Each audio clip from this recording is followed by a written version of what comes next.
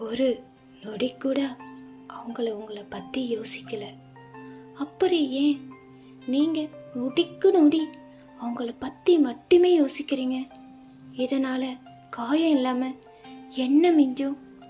காதலிக்கிறது தப்பு இல்லை, ஆனா காதலிக்கிறேன்னு சொல்லி ஏமாத்துறாங்க பாருங்க, அதுதான் தப்பு.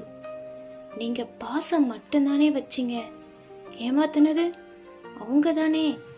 அப்ப ஏன் தண்டனையை நீங்க அனுபவிக்கிறீங்கன்னா தெரியல.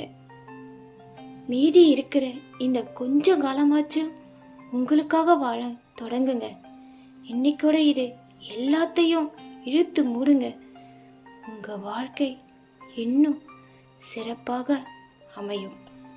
பிடிக்கல, வேணாம் சொல்றாங்களா? பரவாயில்ல, விட்டுடுங்க. ஏன்னா இங்க சில பேருக்கு எது கல்லு எது வைரம்னு பார்க்க தெரியல.